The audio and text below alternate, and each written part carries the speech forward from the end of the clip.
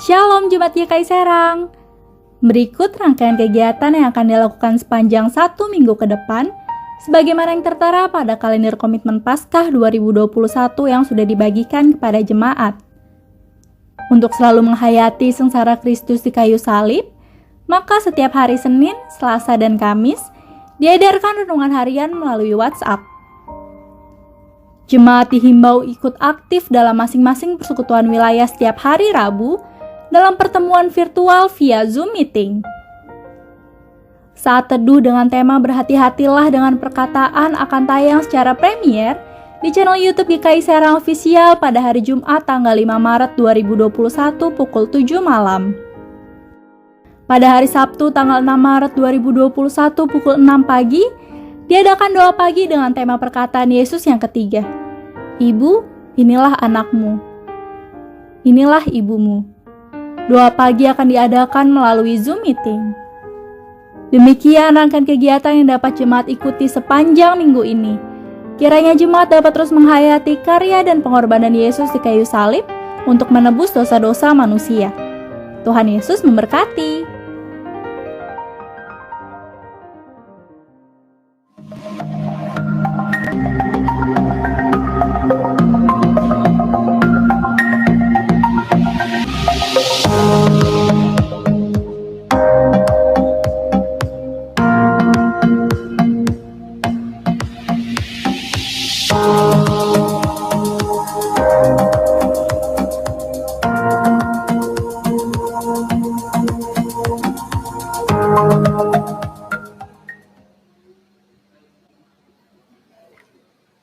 Salam sejahtera di dalam kasih Tuhan Yesus Kristus bagi saudara sekalian. Majelis Jemaat mengucapkan selamat datang, selamat beribadah secara live streaming bersama GKI Serang di tempat masing-masing. Apabila saudara membutuhkan informasi maupun bantuan pelayanan gerejawi, dipersilahkan menghubungi penatua atau pendeta setelah ibadah selesai.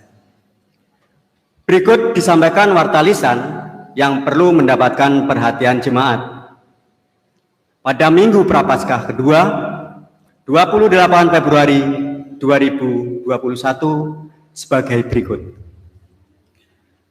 Berdasarkan komitmen GKI untuk memutus rantai penyebaran COVID-19, maka mulai Minggu 20 September 2020 dan hari Minggu berikutnya pelaksanaan kebaktian umum onset kembali diganti menjadi kebaktian umum live streaming pada pukul 9.30 waktu Indonesia Barat sampai waktu yang akan ditetapkan nanti oleh Majelis Jemaat.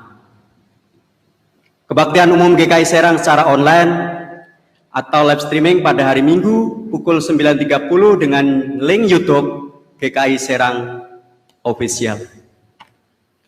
Ungkapan syukur berupa persembahan syukur dari jemaat GKI Serang dapat dilakukan melalui transfer ke rekening BCA nomor rekening 54104881000 atas nama GKI Jalan Diponegoro 4 Serang, atau bisa juga mengumpulkan melalui amplop dan menyerahkan melalui penatua atau TU GKI Serang, atau bisa juga melalui QRIS GKI Serang. Jemaat diundang untuk menghadiri persekutuan doa pagi daring setiap hari Sabtu pukul 6 pagi. Selama masa Raya Paskah, tema yang akan dibawakan pada doa pagi adalah 7 perkataan Yesus di kayu salib. Adapun link Zoom Meeting diberikan melalui persekutuan wilayah masing-masing pada hari Jumat. Jemaat dapat juga menyampaikan permohonan dukungan doa melalui pendeta atau penatua di wilayah masing-masing. Dengan mempertimbangkan segala situasi dan kondisi pada saat ini, maka untuk persiapan ibadah Minggu setiap Jumat ditiadakan dan dilaksanakan pada hari Minggu sebelum ibadah dimulai atau pukul 8.15 waktu Indonesia Barat di ruang kebaktian.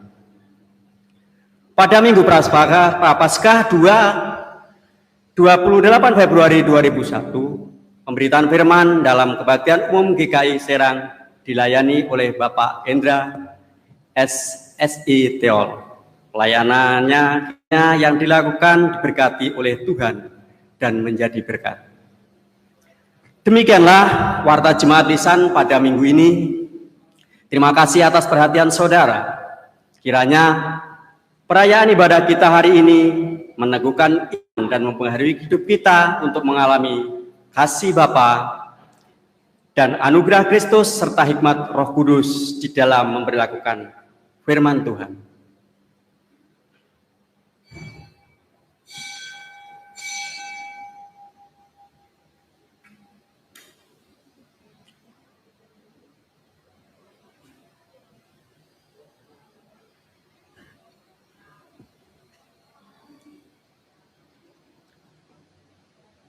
Kita akan mulai ibadah ini dengan bangkit berdiri. Umat yang terkasih di dalam Tuhan Yesus Kristus, 2 lilin telah menyala di hadapan kita, menjadi tanda bahwa kita telah memasuki Minggu Prapaskah kedua. Dalam penghayatan akan penderitaan Kristus bagi pemulihan dunia. Marilah kita mensyukuri anugerahnya. Nyanyikanlah pujian bagi Tuhan yang menuntun perjalanan hidup kita.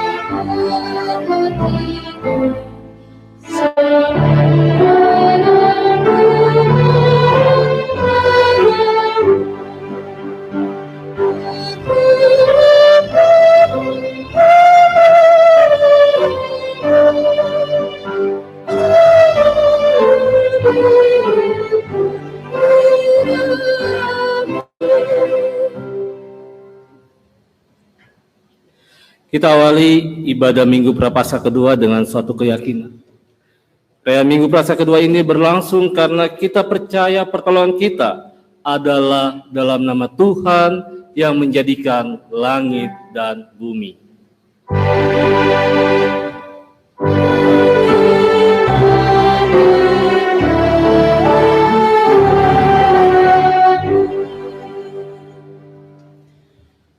Tuhan besertamu. Dan beserta saudara juga.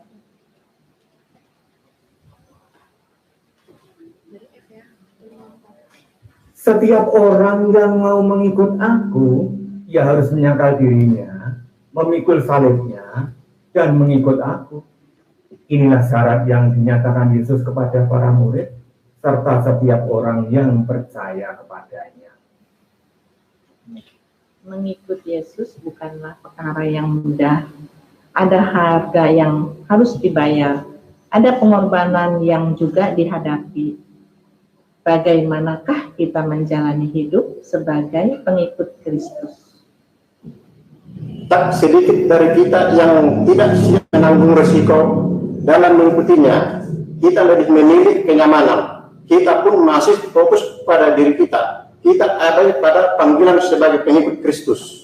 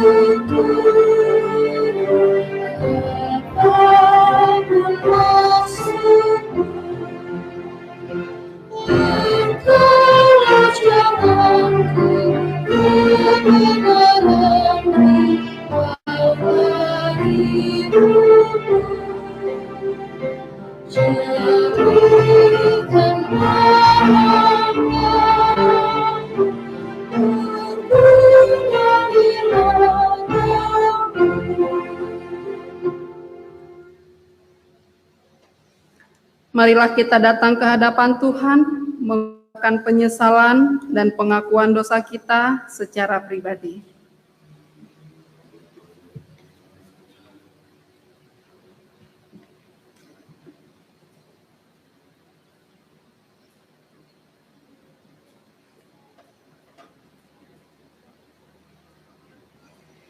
Kami datang dalam penyesalan kami ya Tuhan, kami menyadari terkadang kami tidak menghidupi panggilan untuk menjadi pengikut-Mu yang siap membayar harga.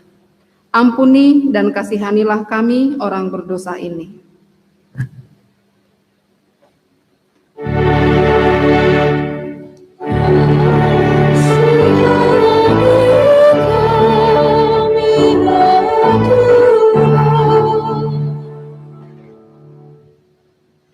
Karuniakanlah hikmat Roh Kudus yang menolong kami untuk menjadi pengikut Kristus yang setia. Berita anugerah bagi pengikut Kristus yang mengakui dosanya dengan sungguh-sungguh. Terimalah berita anugerah dari Tuhan menurut firman-Nya dalam Kisah Para Rasul 10 ayat 43. Tentang dialah semua nabi bersaksi bahwa barang siapa percaya kepadanya, ia akan mendapat pengampunan dosa oleh karena namanya. Di dalam Kristus engkau telah diampuni. Di dalam Kristus engkau pun telah diampuni. Damai Kristus bagimu. Damai Kristus bagimu juga. Kami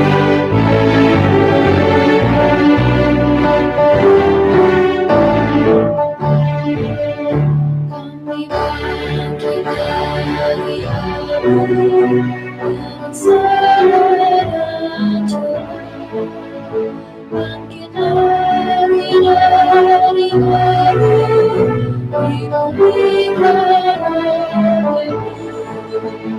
Jerit tangis kami Tuhan, dalam keberhatian, hati yang terluka bentuk, jadi hari yang kami bangkit dari abu, untuk buat kuasa-Mu. Bangkit dari kegagalan, menatap hari depan. Walau banyak rintangan dan bahaya mengancam, menyertamu menopang, membuat kami tenang. Kepadamu lah Tuhan, hidup kami adukan, yang rapuh bagaimana-Mu, jadi alat kasih-Mu. Terangi wajah kami, langkah kami Tuhan, ikuti salib-Mu Tuhan, kami pasrah berserah. Terpujilah Allah Bapa, memberi kehidupan. Terpujilah Yesus Kristus, yang berpengalaman dan ruang-ruangnya yang kudus, memulihkan semesta. Bumi yang telah berdiri jadi ciptaan baru.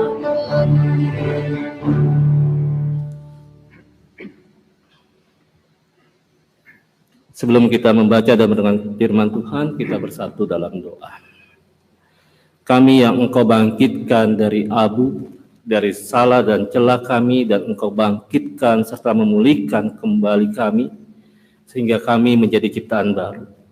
Biarlah sebagai ciptaan baru, hidup kami boleh terarah dengan firman yang kami renungkan dan kami lakukan. Sehingga pada minggu pagi ini, di dalam minggu Prapaskah yang kedua, ketika kami hendak membuka Alkitab, membaca, merenungkan, mampukan kami dengan kuat kuasa Roh Kudus-Mu, agar apa yang kami baca, kami renungkan, dapat kami lakukan di dalam keseharian kami. Kuasa-Mu turun ke tempat ini, mengurapi para rektor yang akan membaca bagian leksenari pada minggu Prapaskah yang kedua ini, dan juga hamba-Mu yang dipercayakan untuk menyampaikan kebenaran firman Tuhan di tengah keterbatasan dan ketidaklayakannya. Biarlah apa yang kami telah persiapkan dan bicarakan nanti semua sungguh karena pertolongan Tuhan. Inilah kami yang rindu disapa oleh kebenaran firman-Mu. Berdoalah karena kami siap mendengarkannya. Dalam kasih Kristus firman yang hidup, kami serahkan doa ini. Amin. Bacaan yang pertama diambil dari Kejadian 17, ayat yang pertama sampai yang ke-7, dilanjutkan dengan ayat yang ke-15 dan 16. Sunat sebagai tanda perjanjian Allah dengan Abraham. Ketika Abraham berumur 99 tahun, maka Tuhan menampakkan diri kepada Abraham dan berfirman kepadanya, "Akulah Allah yang Maha Kuasa, hiduplah di hadapanku dengan tidak tercela. Aku akan mengadakan perjanjian antara aku dan engkau, dan aku akan membuat engkau sangat banyak."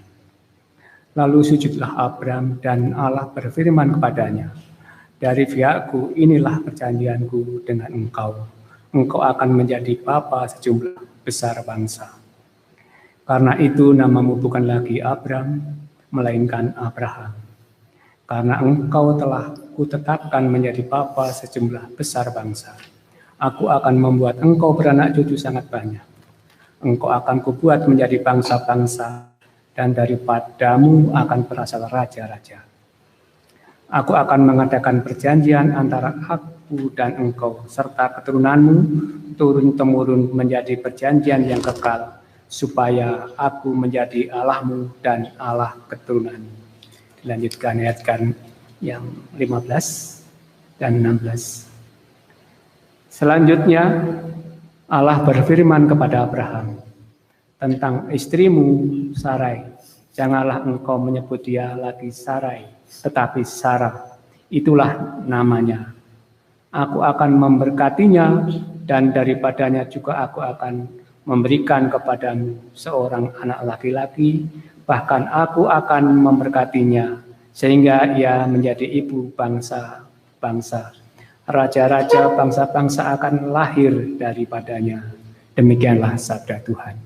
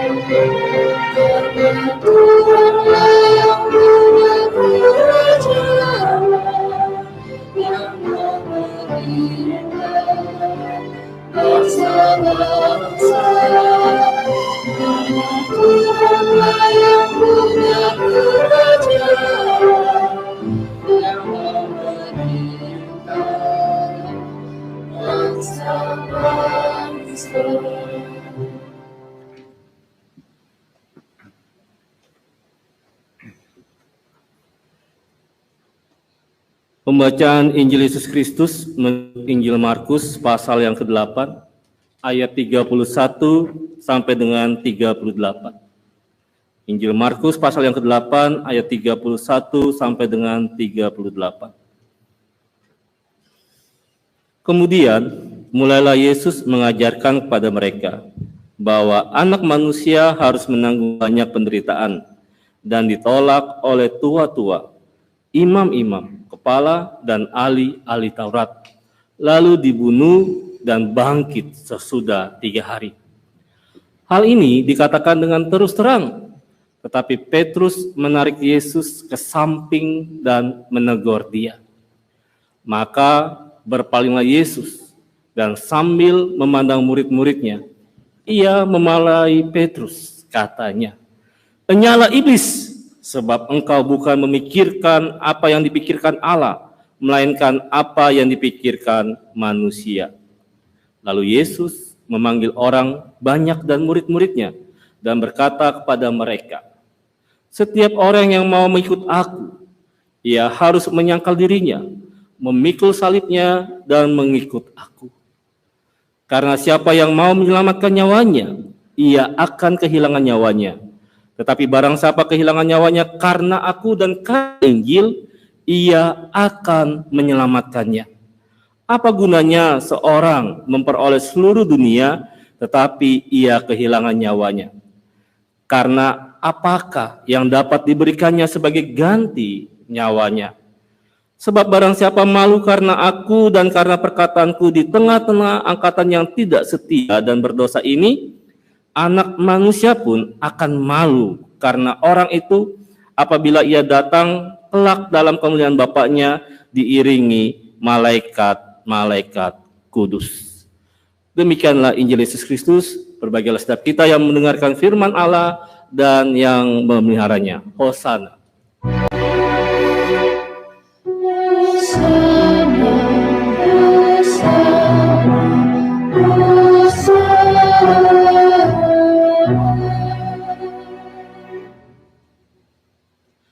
Selamat pagi Bapak Ibu yang terkasih dalam Tuhan Yesus Kristus. Minggu Prapaskah yang kedua ini kita akan merenungkan tema harga mengikut Yesus.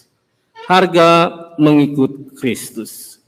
Bapak Ibu yang terkasih dalam Tuhan Yesus Kristus, untuk segala sesuatu dalam dunia ini ada harga yang harus dibayar. Untuk segala sesuatu yang ada di dunia ini ada harga yang harus dibayar. Jadi nggak ada yang gratis, bayar. Ke toilet pun juga kadang bayar dan sebagainya. Berbicara harga, hampir kita pastikan kita akan menghubungkan dengan manfaatnya atau nilai ekonomisnya yang erat dengan kaitannya itu kebutuhan hidup kita. Selain itu juga harga kita kaitkan dengan apa yang kita sukai. Ini nanti berkaitan dengan estetika, keindahan, dan hobi, kesenangan kita. Apa yang kita lihat indah lalu kita menyukainya, maka seberapapun harganya kita akan membayarnya. Jadi apapun yang kita sukai dan terlihat indah, berapapun harganya kita akan bayar itu. Keindahan alam, menikmati keindahan alam nggak murah biayanya. Kalau mau pergi diving ataupun melihat pegunungan dan sebagainya, ada harga yang harus dibayar.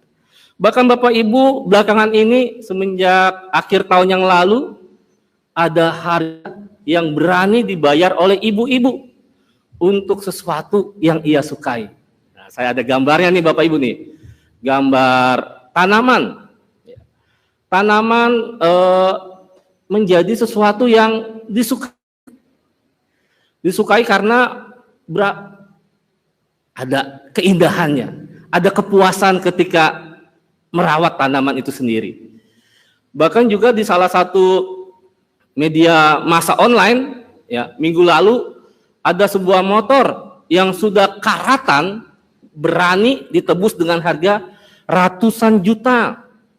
Kita bayangkan motor berapa puluh tahun yang lalu ini sudah bisa harganya menembus ratusan juta.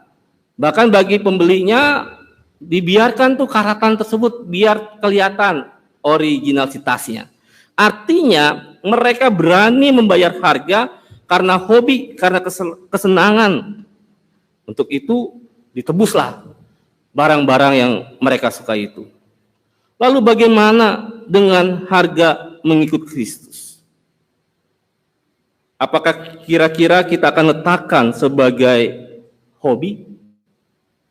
Atau kita melihat harga mengikut Yesus itu kita kaitkan dengan nilai ekonomis kebutuhan kita? Atau kita betul-betul mau mengikutinya itu karena kita membutuhkannya dan untuk itu juga kita rela membayar harga bagi mengikut Kristus? Yang jelas Bapak Ibu, mengikuti Yesus bukanlah sesuatu yang mudah. Tetapi mengikut Kristus itu kita harus berani melakukan suatu hal yang Tuhan inginkan, dan itu kita sebut sebagai bayar harga untuk mengikut Yesus. Kalau kita sudah berani bayar harga, maka kita layak atau dikatakan menjadi seorang pengikut Yesus. Tapi persoalannya Bapak Ibu sekarang, apakah betul-betul kita sungguh-sungguh pengikut Kristus? Atau kita hanya sekedar fans Yesus, tetapi bukan followers Yesus. Fans Yesus atau bukan follower Yesus? Kalau dalam media sosial untuk mengikut follow seseorang itu gampang, tinggal klik saja kita akan menjadi pengikutnya. Tapi mengikut Yesus tidak semudah mengklik tombol follow, tetapi kita harus menggunakan hook yang dipasang oleh Tuhan. Dan akhirnya nanti kalau kita tidak sanggup, kita akan kelihatan tuh mana yang fans atau followers Yesus. Fans dan follower Yesus tentu berbeda Bapak Ibu, karena nanti akan terukur dari kesetiaannya. Itulah beda dari fans dan atau followers Yesus. Semoga kita betul-betul bisa menghadirkannya sebagai seorang pengikut Kristus yang setia di dalam mengiring salib Tuhan. Apapun yang akan terjadi nanti, kita akan setia menjadi seorang followers Yesus. Dihadapkan dengan suatu aturan yang diciptakan oleh pemerintah yang ada dan sebagainya. Bahkan ketika zaman Yesus pun, mereka yang menyambut Yesus ketika Yesus masuk ke Yerusalem, meneriakan Hosana Mubaraklah namamu, buat jalan-jalan itu diselimuti di pakaian dan sebagainya. Mereka pula lah yang meneriakan salibkan Yesus. Artinya mereka bukan sebagai seorang pengikut Yesus yang baik. Mereka hanya fans, pengagum Yesus, ajaran-ajarannya, musisat-musisat yang dibuatnya, tapi tidak mau mengikuti apa yang Tuhan perintahkan, apa yang Tuhan ajarkan dan sebagainya. Karena mengikut Yesus itu sama dengan hubungan antara guru dan murid. Oleh sebab itu kalau kita cari di dalam bahasa Inggris, pengikut Yesus memakai kata disciples. Ada kedisiplinan yang tinggi. Apa yang Yesus ajarkan, apa yang Yesus perintahkan, apa yang Yesus berikan, sebagai seorang guru, kita akan mengikutinya. Kenapa? Karena kita tahu apa yang diajarkannya itu sangat baik untuk diri kita dan untuk masa depan kita, sehingga kita mau betapapun sulit, kita akan melakukan apa yang Tuhan inginkan. Itu pengikut, disciples, bukan sekedar fans yang hanya ada kaitannya senang dan masa tidak senang. Tetapi apapun yang terjadi dengan Yesus, dia akan tetap setia menjadi pengikut Yesus. Ring satu Yesus, ketika Yesus di Taman Getsemani, ditangkap oleh prajurit Romawi. Ketika masa sulit Yesus, mereka pun kabur. Tidak setia untuk menjaga, mengawal, mengikut Yesus. Artinya mereka tidak berani membayar harganya. Mereka takut akan bernasib sama, ditangkap, dimasukkan ke penjara, dihukum dan sebagainya, sehingga mereka memilih kabur. Artinya mereka bukan seorang followers. Mereka hanya seorang fans club, pengagum Yesus karena ajaran ataupun karena karya-karya yang dibuatnya. Dan kalau kita berbicara tentang pengikut Yesus, Bapak Ibu, selain tadi antara hubungan guru dan murid, berarti kita tahu sebagai seorang followers, ya kalau bahasa sekarang kan pengikut itu followers ya, IG berapa pengikutnya, Facebook berapa temannya dan sebagainya. Sebagai seorang pengikut Kristus, kita bersedia menempatkan diri di belakang Yesus. Tidak sama dengan Yesus, bahkan di depan Yesus. Kenapa? Karena dia sebagai gembala yang baik yang akan melindungi kita dari segala ancaman-ancaman yang ada di perjalanan hidup kita. Sebagai seorang pengikut Kristus, ketika kita berdiri di belakang, berarti apapun yang Yesus perintahkan, dia pasti akan mengikutinya. Kalau Yesus tunjuk jalan ke kanan, kita ke kanan. Kalau Yesus menunjuk jalan ke kiri, kita ikut ke kiri. Kalau Yesus memerintahkan ke depan, kita ikut ke depan. Menanjak, kita ikut menanjak. Menurun, kita ikut menurun. Tapi pertanyaannya, kalau Yesus kita disalib, apakah kita akan lantang sama? Kanan, kanan, kiri, kiri, depan, depan, belakang, belakang.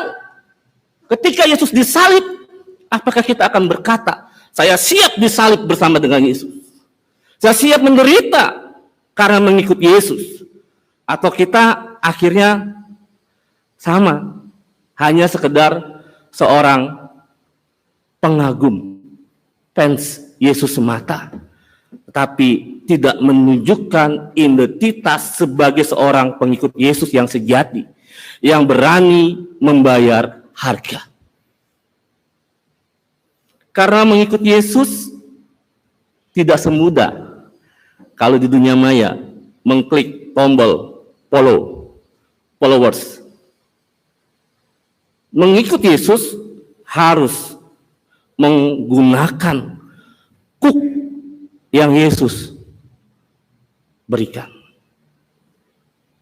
Tidak cukup mengklik, mengatakan saya percaya pada Yesus, tetapi menggunakan kuk yang Tuhan berikan. Dan kuk itu adalah penderitaan.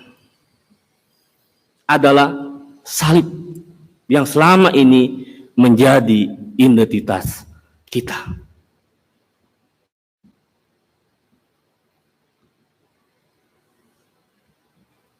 Pertanyaannya, mudahkah mengambil jalan ini?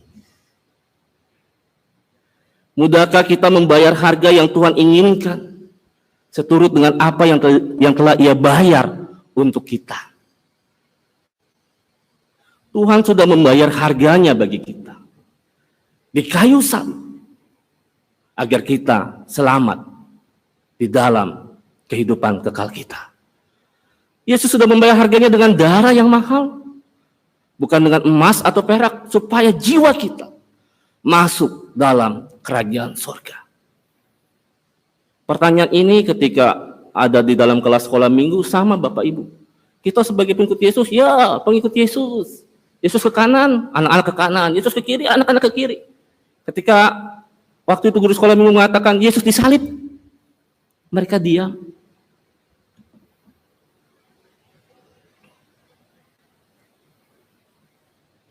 Karena begitu sulit jalan yang harus dilalui. Dan kita hidup di dalam proses kenyamanan diri. Pilihan. Setiap manusia memiliki kecenderungan untuk memilih jalan hidup yang nyaman tanpa resiko. Misalnya suatu hari dalam rangka liburan kita melaksanakan atau ingin melakukan perjalanan ke sebuah kota tertentu. Ada 2 jalur. Jalur yang pertama, jalur yang jalannya beraspal bagus, tidak ada gelombang. Jalannya pokoknya mulus dan sebagainya, cuman lebih panjang. Sementara jalan yang kedua, waktu tempuh bisa lebih pendek, jaraknya pendek, tetapi jalannya rusak. Pasti kita akan mengambil jalan yang pertama. Meskipun jauh, meskipun lebih lama, yang penting mulus, yang penting nyaman, dan sebagainya. Karena kita tidak mau berrepot-repot di dalam menghadapi lubang-lubang perjalanan. Demikian juga di dalam kehidupan kita lebih cenderung memilih kenyamanan itu. Tinggal dalam rasa nyaman sehingga kita tidak berani keluar dari zona nyaman untuk mengikut apa yang Tuhan inginkan. Atau sesuai dengan tema kita, membayar harga sebagai pengikut Kristus. Yang Yesus tawarkan memang bukanlah jalan yang nyaman. Yang Yesus tawarkan adalah penderitaan. Semua orang penderitaan dipandang sebagai suatu keadaan yang tidak nyaman dan penuh resiko. Sebab itu setiap kita berusaha untuk menghindarnya. Karena kalau ada jalan yang lebih menyenangkan, kenapa kita tidak memilih jalan itu? Kalau memang ada bisa dipermudah, kenapa kita tidak memakai jalan yang dipermudah itu? Dan di dunia ini, banyak orang sekali lagi memilih dengan kenyamanan itu. Jalan yang Yesus tawarkan adalah jalan yang penuh tantangan, Bapak Ibu. Meskipun bergelombang, meskipun jalan itu penuh penderitaan, tetapi jalan itu penuh dengan tantangan. Jalan yang berbeda yang akan menghantarkan manusia pada keselamatan. Saya mengutip apa yang dikatakan oleh seorang teolog, Jürgen Moltmann, di dalam bukunya The Crucified God 1987. Moltmann mengatakan, kebebasan manusia dari dosa yang ia rasakan itu harus didahului oleh salib.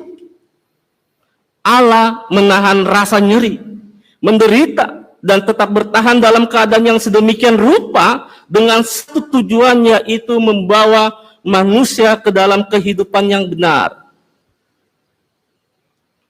Jalan yang ia ambil itu adalah jalan yang penuh tantangan. untuk suatu masa depan kita, untuk hidup yang benar, untuk kerajaan yang kekal. Dan dia bertahan menahan rasa nyeri itu. Dan dia tidak mengambil jalan pintas.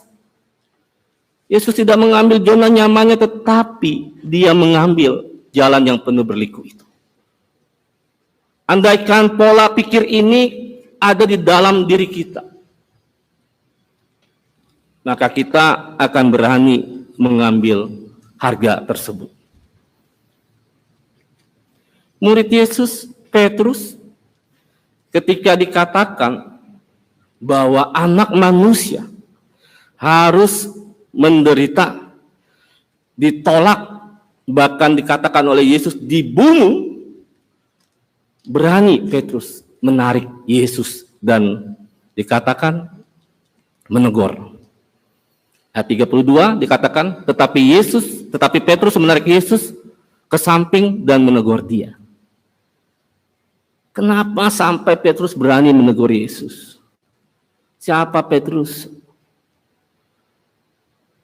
Kita tidak melihat subjektivitasnya, tapi kita melihat bagaimana Petrus ini memiliki beban psikologis. Bagaimana mungkin guru yang saya ikuti, Tuhan junjungan saya ini harus dibunuh? Dia tidak mau. Yesus yang dia pilih, Yesus yang menjadi junjungannya itu nggak akan mengalami seperti ini. Dia akan mulus-mulus saja sebagai Tuhan yang turun ke dalam dunia. Artinya juga Petrus sama dengan kita. Dia tidak bisa memilih untuk keluar dari zona nyamannya. Dia mau Tuhannya baik-baik saja. Dan apa yang dikatakan oleh Petrus, Yesus kepada Petrus, Yesus memarahi Petrus, dikatakan, "Nyala iblis. Sebab engkau bukan memikirkan apa yang Allah pikirkan, melainkan apa yang dipikirkan manusia."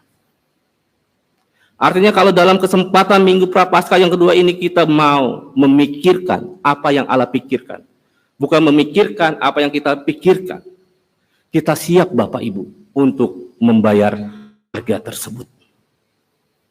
Kita akan berani apapun resikonya, seberapapun harga yang harus dibayar, kita akan jawab itu, karena kita bukan seorang fan Yesus, tetapi kita seorang pengikut Yesus yang setia mengikut Tuhan apapun yang Ia inginkan bagi kita. Apa sih yang Tuhan Yesus inginkan? Atau harga apa yang harus kita bayar sebagai orang yang mau mengikut Yesus? Pertama, harga yang harus kita bayar, kita bersedia memikul salib untuk mencapai kekekalan hidup. Tadi yang seperti saya katakan, kalau Yesus disalib, kita mau gak disalib? Kita harus memikul salib ini. Kita harus menggunakan kuk ini. Meskipun kuk ini berat dan tidak mengenakan, tapi ingat, apa yang akan kita dapat kalau kita membayar pikul salib ini? Hidup kekal. Bukankah zaman sekarang untuk mencapai suatu pemandangan yang indah, itu jalannya kan nggak enak ya Bapak Ibu ya? Untuk mencapai suatu tempat pemandangan yang indah, harganya mahal. Jalannya kecil, berlobang dan sebagainya. Tetapi ketika kita sampai di titik pemandangan yang indah itu, kita puas. Nggak sia-sia nih meskipun bayar mahal, nggak sia-sia meskipun harus naik turun lembah dan sebagainya, jalan yang berlobang, tetapi melihat keindahan alam. Ya kalau kita memakai pola yang sama, meskipun harus memikul salib, tetapi nanti kita beroleh hidup yang kekal, kita akan melaksanakan misinya ini. Misi untuk membawa salib Yesus. Yesus mengajarkan barang siapa yang menjadi pengikutnya, dia harus mengambil jalan yang sama. Hidup sebagai seorang Kristen, dia harus bisa memakai salib yang harus dipikul untuk mengikut Kristus, dan salib ini jugalah yang nanti akan menunjukkan arah kepada orang yang belum mengenal Kristus. Menjadi seorang pengikut Kristus itu tidak diajarkan euforia, kesenangan semata, tetapi mengikut Yesus kita dedikasikan, kita memiliki komitmen yang tinggi, kesetiaan yang tinggi di dalam penyangkalan diri dengan penuh ketaatan, kesetiaan terhadap kehendak Allah sebagaimana yang telah dicontohkannya. Maka kehidupan di dunia yang sementara ini, mari Bapak Ibu kita arahkan ke dalam kehidupan kekal tersebut.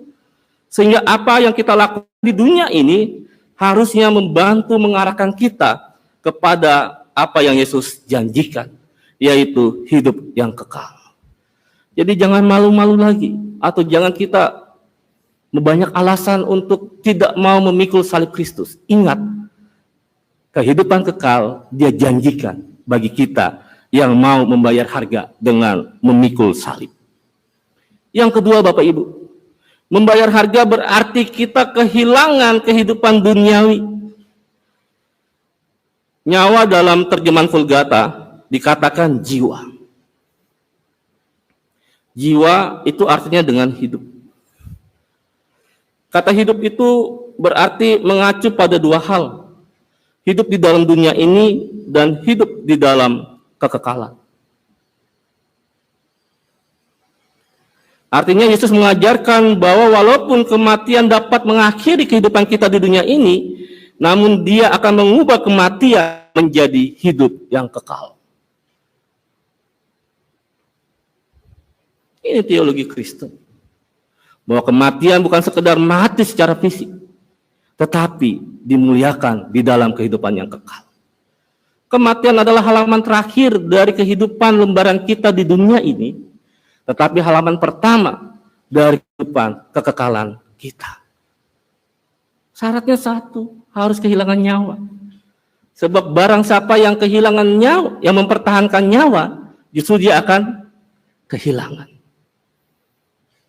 Tetapi barang siapa yang berani menghilangkan nyawanya itu, Tuhan akan menggantikannya dengan keselamatan.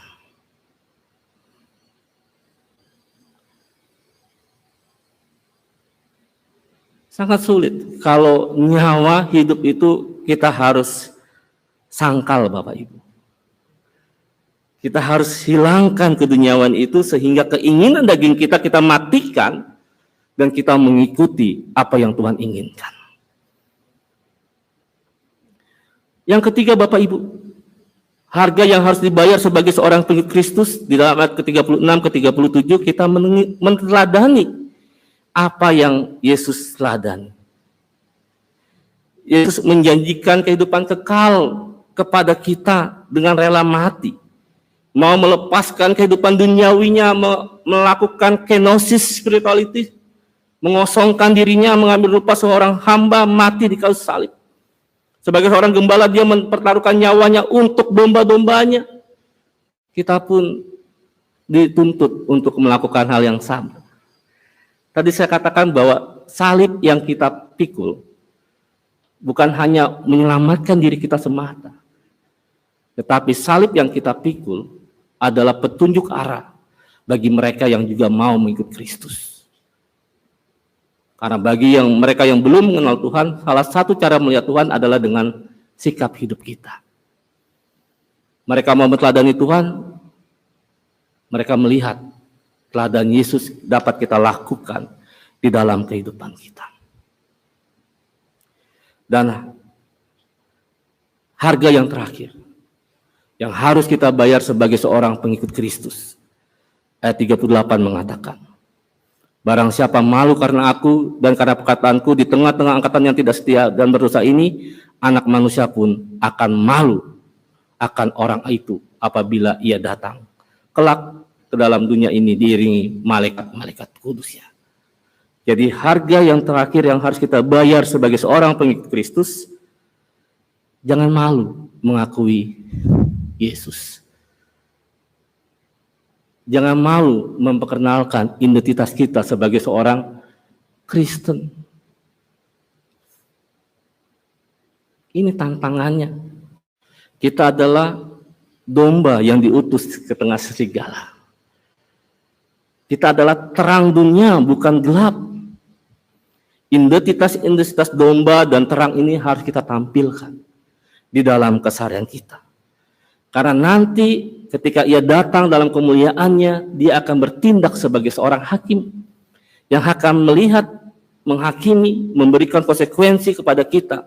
Tindakan-tindakan apa yang telah kita bayar sebagai seorang pengikut Kristus. Kalau kita tidak berani membayar harga sebagai seorang pengikut Kristus yang Tuhan tentukan, kita tidak akan masuk ke dalam kehidupan kekal. Tapi kalau kita berani membayar harga sebagai seorang hakim, dia akan memberikan pada kita rewards, yaitu hidup yang kekal. Oleh sebab itu Bapak Ibu, di dalam perjalanan hidup kita ini, mari kita berani seperti Abraham. Abraham yang mau meninggalkan zona nyamannya, meninggalkan keluarga besarnya, kehilangan nyawanya untuk mengikut pada janji Tuhan. Tuhan berjanji dalam bacaan pertama kita bahwa kelak nanti Abraham akan menjadi bapa dari segala bangsa. Dia memakai identitas baru, bukan hanya Abraham semata, tapi juga istrinya diberi identitas baru. Abraham berubah menjadi Abraham. Sarai berubah menjadi Sarah. Dan itu ditunjukkan dengan sikap hidup yang mau mengikuti janji Tuhan, meskipun janji tersebut tidaklah mudah. Jalannya penuh berliku.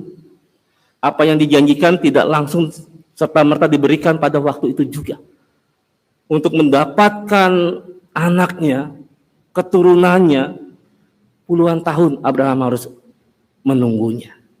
Tapi dia tidak pernah ingkar untuk mengikuti janji yang telah Tuhan tetapkan kepada dirinya. Dan apa yang diberikan, rewards apa yang diterima, bahwa Abraham dibenarkan karena imannya. Dan dia disebut sebagai bapa orang beriman. Keturunannya menjadi berkat bagi banyak orang. Artinya untuk kita saat ini Bapak Ibu, kita dipanggil nih, di dalam minggu Prapaskah yang kedua. Di tengah kehidupan yang semakin canggih saat ini, kita dipanggil untuk menyangkal diri. Kalau budaya saat ini adalah budaya eksis ya Bapak Ibu ya, dikit-dikit upload di Facebook, ya kan? Dikit-dikit upload di WA story dan sebagainya. Bahkan waktu Rabu Abu ya, setelah dapat tanda di dahi, langsung tuh rame tuh di Facebook. Wah, habis ikuti kebaktian Rabu Abu. Eksistensi kita nyata di dunia maya dan kita ingin tonjolkan. Tapi panggilan kita saat ini kita harus diminta menyangkal diri. Saya lagi bertahan sampai 3 bulan ini untuk tidak mengeksiskan diri di dalam dunia sosial dan sebagainya. Detox sosial ini saya sedang coba hindari Bapak Ibu dan sebagainya. 3 bulan sudah berjalan tidak update status dan sebagainya, agar kita betul-betul mau memfokuskan diri kita, bukan itu gaya hidup kita. Gaya hidup kita adalah mengeksistensikan kehadiran Tuhan melalui hidup kita. Bukan mengeksistensikan diri kita, tetapi menghadirkan Tuhan melalui hidup kita. Ya, kalau kita pun harus dipanggil untuk menyangkal diri di dalam minggu Prapaskah yang kedua ini, mari kita hadirkan Tuhan melalui penyangkalan diri kita dalam aksi-aksi Paskah yang sudah kita ingin lakukan itu Bapak Ibu. Kalau kita mau memfokuskan diri pada menolong orang lain, biarlah pertolongan itu dapat membawa orang melihat Tuhan yang kita sembah. Membawa orang pada Kristus agar mereka pun juga berani untuk mengambil jalan ataupun membayar harga yang kita telah bayar untuk nama Tuhan. Jadi mari kita menyangkal diri Bapak Ibu. Bukan mencintai diri kita lagi, mencintai nyawa kita karena itu semuanya akan hilang. Tapi akan kita salibkan itu, kita akan gunakan waktu ke depan untuk menghadirkan Tuhan, mengeksistensikan Tuhan di dalam tutur kata dan perbuatan kita. Sehingga hidup kita akan mengarahkan diri kepada kekekalan yang Tuhan janjikan. Yang kedua, Bapak Ibu, di tengah budaya dunia yang cuci tangan, kita bersedia tetap memikul salib. Cuci tangan ini bukan sekedar masalah orang-orang pejabat, mengkambing hitamkan orang dan sebagainya. Tapi ketika kita lari dari persoalan hidup yang sedang kita hadapi, itu budaya cuci tangan. Dari jalan penderitaan yang harus kita pikul, dari salib yang harus kita pasang itu di pundak kita. Kita mengambil jalan pintas dan sebagainya. Pergi ke orang-orang yang orang pintar, dukun dan sebagainya dari persoalan yang kita hadapi. Atau lari ke dalam jerat narkoba dan sebagainya. Itu budaya cuci tangan. Tapi kalau kita akan setia di dalam pergumulan itu, berarti kita bersedia memikul salib yang Tuhan percayakan dan kita akan lakukan dengan tanggung jawab itu. Jadi masalah apapun yang kita hadapi di tengah pandemi ini yang kita tidak tahu apa yang akan terjadi nanti, kita akan tetap setia menanggung penderitaan itu. Kita tidak mau mundur daripada kasih Kristus di dalam kehidupan kita. Dan kita percayakan semuanya itu akan menghantarkan kita kepada kekekalan yang Tuhan berikan. Bapak Ibu, ada sebuah film untuk kita renungkan bersama tentang bagaimana Kristenan di Korea bertumbuh. Settingnya pada waktu pendudukan Jepang.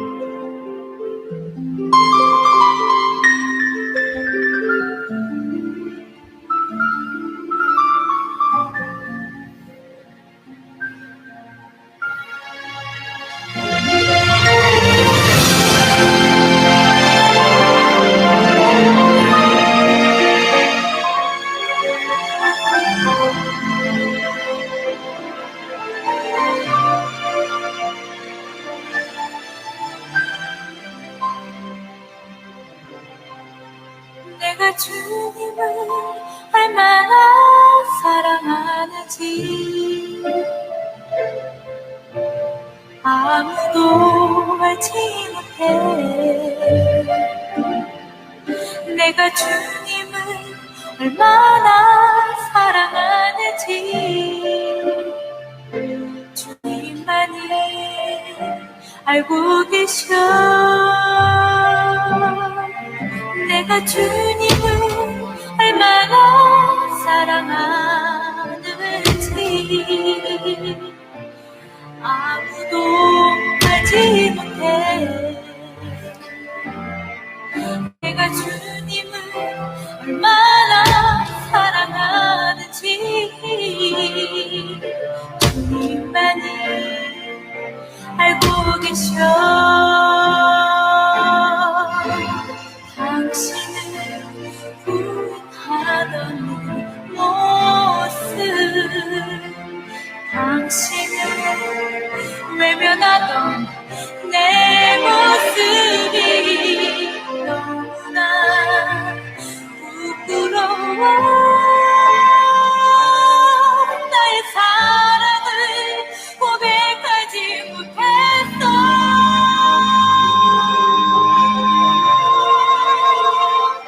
하지만 주님 오세요 내 안에 오셔서 나의 사랑을 느껴보세요. 당신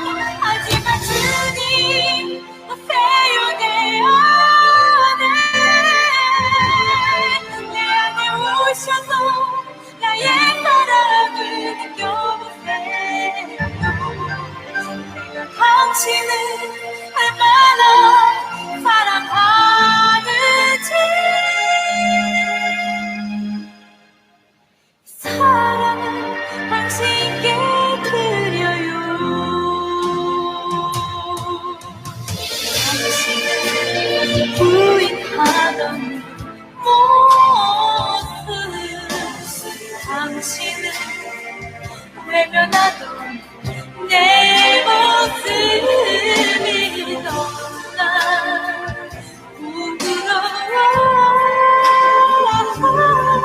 나의 사랑을 고백하지 못했어.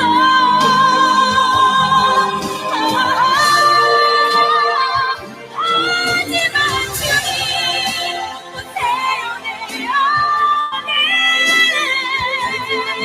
내 안에 오셔서 나의 사랑을 느껴보세요. 당신은 얼마나 사랑하는지 아무도 알지 못하니까. 하지만 주님 보세요 내 안에. 내 안에 오셔서 나의 사랑. Bapak Ibu, kisah nyata dari seorang Kristen di Korea bernama Kyo Chai. Dia berani memikul salib itu. Dia tidak ingin melepaskan salib itu. Dia lebih baik kehilangan nyawa daripada kehilangan Kristus. Donghaeng memberi judul sangat menarik, Suffering Glory. Penderitaan dan nanti ujungnya glory, kemuliaan. 35 tahun kekristenan di Korea pada waktu penjajahan Jepang menderita. Resultnya, hasil akhirnya, sampai detik ini, kekristenan di Korea karena Kyo Chai ini berkembang begitu pesat. Karena dia berani membayar harga untuk Kristus. Kita diajak untuk berani bayar harganya, supaya kita bisa menikmati berkat Tuhan. Abraham berani bayar harga, dan dia menikmati berkat yang Tuhan berikan. Di Minggu Prapaskah kedua ini, mari Bapak Ibu, kita merenungkan kembali, menghayati perjalanan penderitaan Kristus, dan kita dimampukan untuk dapat membayar harga sama dengan harga yang telah dibayar Kristus untuk kita semua. Tuhan memberkati kita semua. Amin.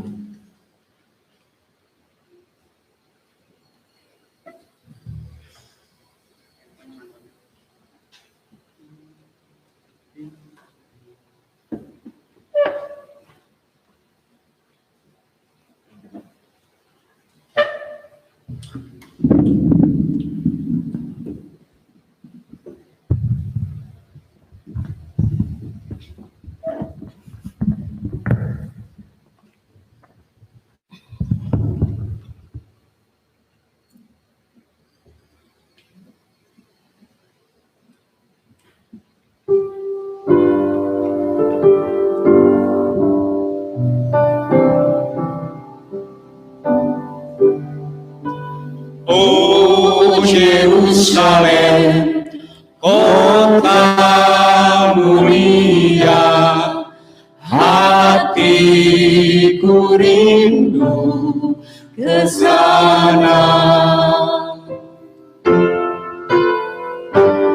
Oh Yerusalem, kota mulia, hatiku rindu ke sana.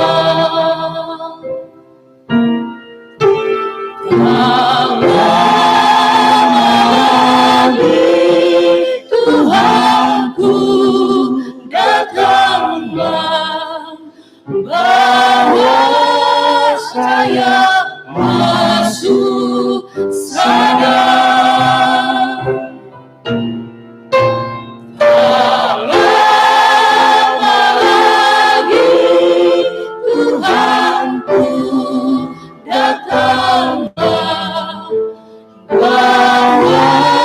Saya masuk sana.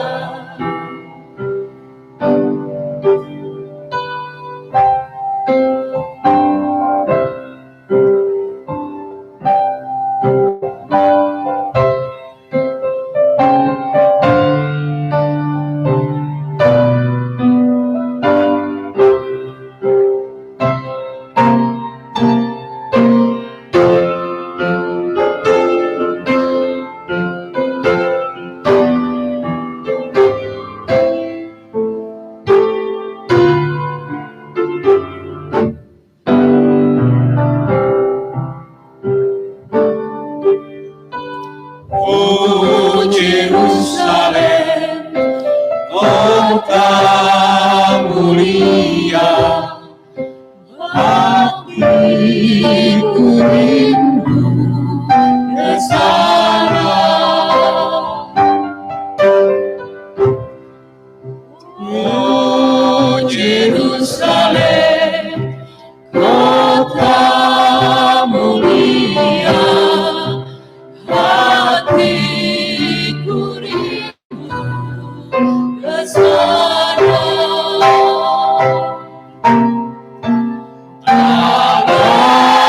Malam hari Tuhanku datanglah, bawa saya masuk sana. Lama lagi Tuhanku datanglah, bawa saya masuk sana. Oh Yerusalem, kota mulia, hatiku rindu ke sana. Oh Yerusalem, kota mulia, hatiku rindu ke sana. Lama lagi Tuhanku datanglah, bawa saya masih sana. Lama lagi Tuhanku datanglah, bawa saya masuk sana. Bawa saya masuk sana.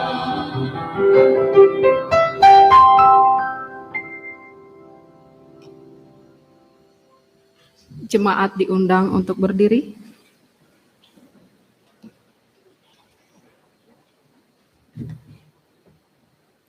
Marilah kita bersama dengan umat Allah di masa lalu, masa kini, dan masa depan, mengingat janji baptisan kita dengan mengikrarkan pengakuan iman rasuli.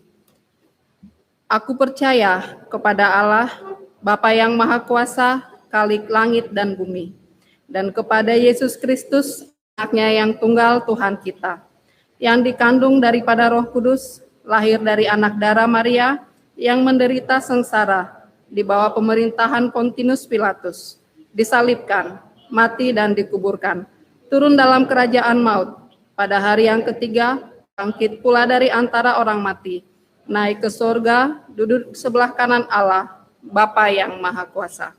Dan dari sana ia akan datang untuk menghakimi orang yang hidup dan yang mati. Aku percaya kepada Roh Kudus, gereja yang kudus dan am, persekutuan orang kudus, pengampunan dosa, kebangkitan orang mati, dan hidup yang kekal. Amin.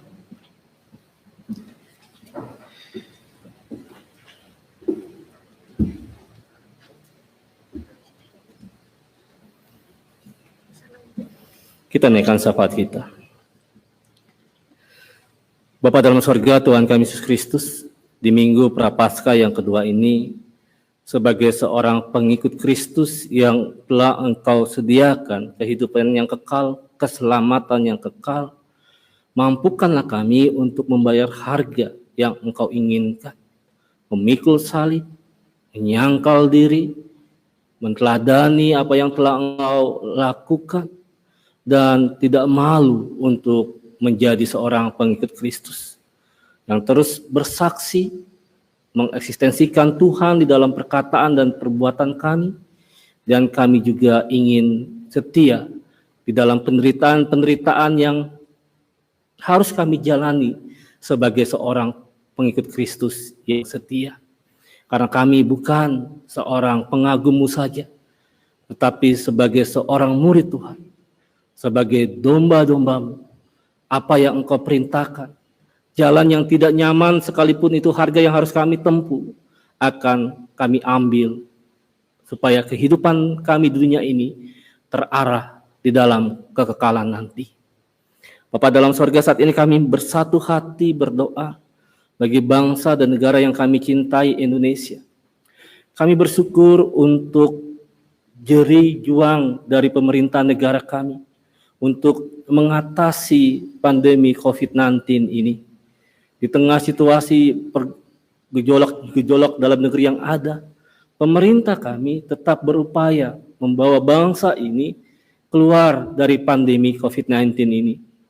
Membawa warga negaranya terlindungi dengan baik melalui program vaksinasi yang sudah berjalan untuk tahap yang kedua untuk kelompok-kelompok selanjutnya. Biarlah apa yang telah dijuangkan oleh pemerintah kami saat ini Engkau berkati, dan kami jalaninya juga dengan baik, dan bangsa ini boleh keluar dari pandemi COVID-19 bersama dengan bangsa-bangsa lain di dunia ini. Meskipun kami tidak tahu kapan akan berakhirnya, ajar kami untuk setia menyangkal diri kami di dalam memakai protokol kesehatan yang ketat. Mungkin itu tidak nyaman, tetapi itu bisa menyelamatkan orang-orang yang ada di sekitar kami. Bapa dalam sorga, kami juga berdoa untuk gereja-Mu GKI Serang. Biarlah Tuhan yang terus memakai kehadiran GKI Serang agar eksistensi Tuhan boleh nyata di dalam karya misi pelayanan GKI Serang untuk kota Serang dan sekitarnya. Pendeta Beni Halim bersama dengan para penatua dan para aktivis jemaat simpatisan bergandengan tangan agar nama Tuhan boleh dimuliakan di dalam karya-karya yang terus digaungkan bagi nama Tuhan di tengah kota ini dan sekitarnya. Berkatilah segala hal yang masih diperjuangkan Tuhan.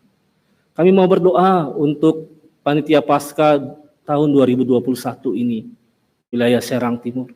Biarlah Tuhan sajalah yang akan memakai panitia ini dan apa yang telah diprogramkan, telah dirancang, dapat membawa kami menghayati kembali sebagai seorang pengikut Kristus akan kehadiran Tuhan 2000 tahun yang lalu, yang mau memikul salib untuk kami, menyangkal diri menjadi seorang hamba untuk kami, sehingga kami selamat. Dan kami melalui Paskah ini dapat juga dibentuk menjadi manusia-manusia Paskah yang dibangkitkan dari abu dan terus memuliakan nama Tuhan di dalam setiap karya kami. Pakailah apa yang masih dibutuhkan oleh panitia, dan biarlah tepat pada waktunya Tuhan yang akan memberikannya. Kami mau berdoa untuk proses pemilihan penatua yang bulan depan akan diteguhkan di dalam jabatan gerejawinya Tuhan. Biarlah proses pemanggilan para penatua ini sebagai pemimpin-pemimpin umat-Mu di tempat ini dapat berlangsung seturut dengan kehendak-Mu saja. Dan mereka yang sudah menjawab akan tetap setia, berkomitmen menjadi rekan sekerja Tuhan. Dan ini adalah sebuah anugerah. Kami mau berdoa untuk umat-Mu yang sedang bergumul di dalam sakit penyakit. Tuhan yang akan pulihkan, Tuhan yang akan sembuh manapun mereka berada. Kami mau berdoa untuk umat-Mu yang sedang bergumul di dalam pergumulan perekonomian, di dalam pergumulan di rumah tangga, di tempat pekerjaan. Biar mereka dapat menjalankan pergumulan ini juga seturut dengan kehendak-Mu dan dikuatkan, dimampukan, sehingga keluar menjadi seorang pemenang dari setiap pergumulan yang sedang dihadapi. Kami mau berdoa untuk umat-Mu yang berulang tahun dalam pekan ini. Di usia yang bertambah, biarlah cinta kasih Tuhan semakin luar biasa mereka rasakan, dan mereka merefleksikan betapa diri mereka dikasihi Tuhan dengan sangat luar biasa. Bapa dalam sorga, kami mau berdoa untuk pembangunan gedung baru BPK Penabur Serang untuk jenjang SD dan SMA. Biar kehadiran jenjang SMA dengan gedung baru ini semakin memperteguh pelayanan BPK Penabur Serang sebagai wujud misi GKI Serang hadir di dalam pelayanan pendidikan di kota Serang dan sekitarnya. Kami yang hadir saat ini Tuhan, tidak satu persatu kami sebutkan yang menjadi pokok-pokok doa kami. Tapi Engkau Tuhan pencipta kami, tahu apa yang menjadi keluh kesah hati kami, menjadi cita-cita dan harapan kami. Biarlah Engkau kabulkan seturut dengan kehendak-Mu saja. Inilah syafaat kami yang kami serahkan dalam kasih Kristus, Juru Selamat kami yang hidup. Amin.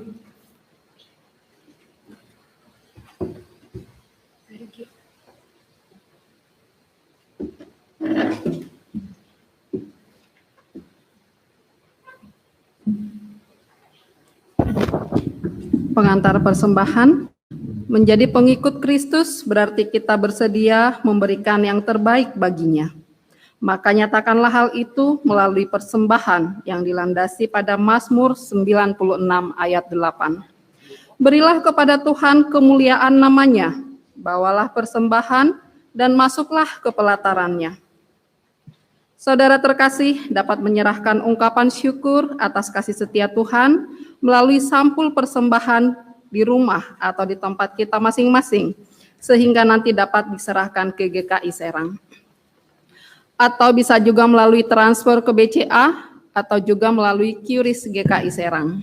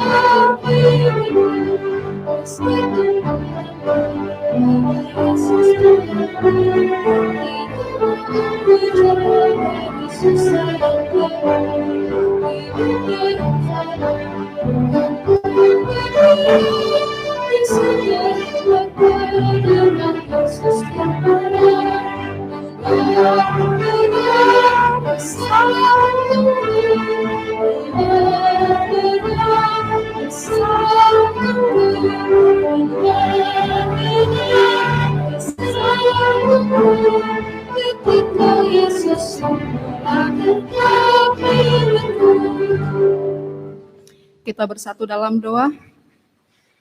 Terima kasih Bapa, begitu banyak kebaikan-kebaikan-Mu yang telah kami terima dalam hidup kami. Tidak ada yang pantas yang kami berikan untuk membalasnya. Bapa, sedikit dari berkat yang kami terima, kami hantarkan ke hadirat-Mu. Berkatilah dan urapilah. Terima kasih Tuhan Yesus. Amin.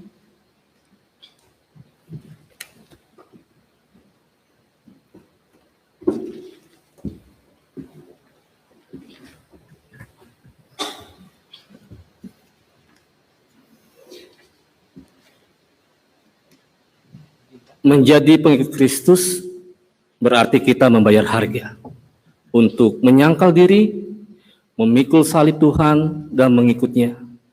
Menjadi pengikut Kristus berarti kita mengabdi sebagai hamba-Nya dan terus mengarahkan hidup kita kepada Dia, Sang Juru Selamat dunia.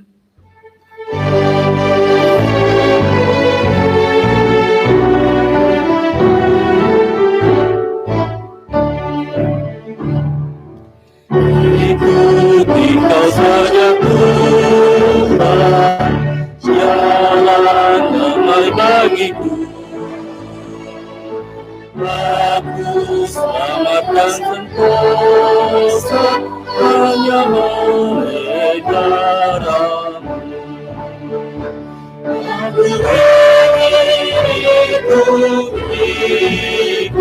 dan mengabdi padamu dalam engkau juru selamat bahagia penuh.